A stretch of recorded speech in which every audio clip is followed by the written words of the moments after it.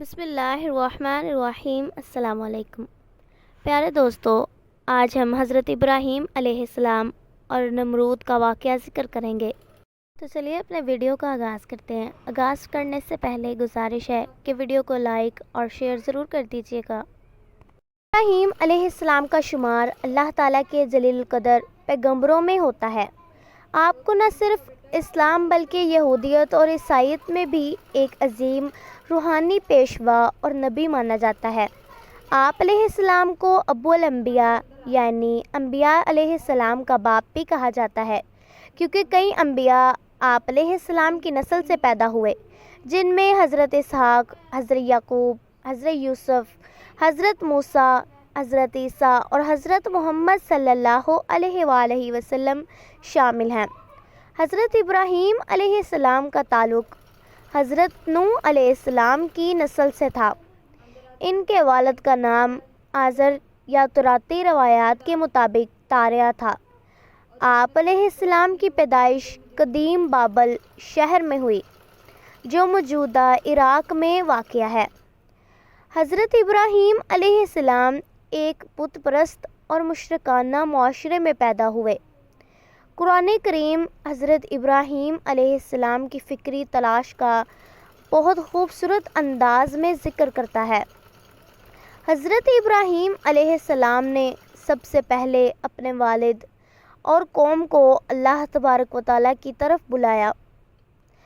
انہوں نے بتوں کو توڑ کر قوم کے سامنے دلیل کے ساتھ توحید پیش کی، لیکن قوم نے ان کی بات نہ مانی اور الٹا ان کو آگ میں ڈالنے کا فیصلہ کیا۔ قوم نے حضرت ابراہیم علیہ السلام کو جلا ڈالنے کا منصوبہ بنایا۔ انہوں نے بڑی بھٹی تیار کی اور حضرت ابراہیم علیہ السلام کو منجنیق میں رکھ کر آگ میں پھینک دیا۔ اللہ تبارک و تعالیٰ نے حکم دیا، ترجمہ: اے آگ، تو حضرت ابراہیم علیہ السلام پر ٹھنڈی اور سلامتی والی بن جا۔ آگ حضرت ابراہیم علیہ السلام کے لیے گلاب کے باغ کی مانند ہو گئی اور وہ بالکل محفوظ رہے۔ حضرت ابراہیم علیہ السلام نے نمرود بادشاہ کے سامنے بھی اللہ تبارک و تعالیٰ کی توحید کی پیشکش کی۔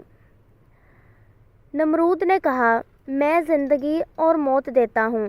حضرت ابراہیم علیہ السلام نے فرمایا، اللہ تبارک و تعالیٰ سورج کو مشرق سے نکالتا ہے، اگر تو خدا ہے تو اسے مغرب سے نکال کے دکھا۔ ارشاد باری تعالیٰ ہے، ترجمہ: بس وہ کافر حیران و پریشان ہو گیا۔ جب قوم نے حضرت ابراہیم علیہ السلام پر سختیاں اور ظلم بڑھا دیا تو حضرت ابراہیم علیہ السلام نے اللہ تبارک و تعالیٰ کے حکم سے اپنی بیوی حضرت سارہ علیہ السلام کے ساتھ ہجرت فرمائی۔ آپ نے پہلے شام یعنی فلسطین کی طرف ہجرت فرمائی، پھر مصر کی طرف ہجرت فرمائی اور وہاں سے مکہ مکرمہ، جہاں آپ علیہ السلام نے اپنی دوسری بیوی حضرت ہاجرہ علیہ السلام اور بیٹے حضرت اسماعیل علیہ السلام کو بسایا۔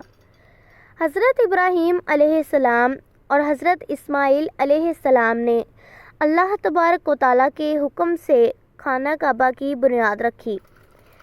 یہ واقعہ اسلام کی روحانی اور عبادتی بنیادوں میں سے ایک ہے۔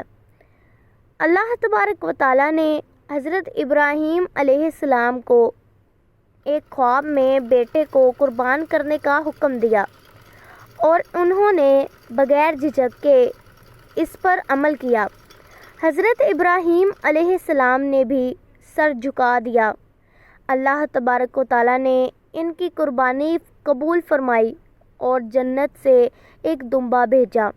یہی واقعہ عید الاضحیٰ کی بنیاد ہے۔ اللہ تبارک و تعالیٰ نے حضرت ابراہیم علیہ السلام کو اپنا دوست یعنی خلیل قرار دیا ہے۔ حضرت ابراہیم علیہ السلام کا ذکر تقریباً 69 مرتبہ مختلف صورتوں میں آیا ہے، جن میں قرآن مجید کی یہ چند صورتیں شامل ہیں: سورۃ البقرہ، سورۃ الانعام، سورۃ الہود اور سورۃ المریم بھی ایسی صورت ہیں جن میں حضرت ابراہیم علیہ السلام کا تذکرہ فرمایا گیا ہے۔ ان کے علاوہ قرآن مجید کی سورۃ الانبیاء اور سورۃ الابراہیم جو انہی کے نام سے قرآن مجید میں موجود ہیں۔ حضرت ابراہیم علیہ السلام کا سارا پیغام 3 اصولوں پر مبنی تھا۔ ایک، توحید، صرف ایک اللہ تبارک و تعالیٰ کی عبادت۔ حضرت ابراہیم علیہ السلام نے اپنی پوری زندگی اپنی قوم کو صرف ایک اللہ کی عبادت کرنے کی دعوت دی۔ دوسرا، اخلاص، ہر عمل خالص اللہ تعالیٰ کے لیے۔ حضرت ابراہیم علیہ السلام نے اپنی قوم کو ساری زندگی اس بات کی تلقین کی کہ وہ اللہ تعالیٰ کے لیے جو بھی عبادت اور عمل کریں وہ خالص ہو۔ تیسرا، ایمان و قربانی، اللہ کے لیے ہر قربانی دینے کا جذبہ۔ آپ علیہ السلام نے اپنی قوم کو حکم دیا کہ وہ اللہ تبارک و تعالیٰ کے لیے قربانی دینے کا جذبہ رکھیں۔ کرتی ہوں آپ کو میری ویڈیو پسند آئی ہوگی۔ ویڈیو کو لائک اور شیئر ضرور کر دیجیے گا۔ جزاک اللہ۔ اللہ حافظ۔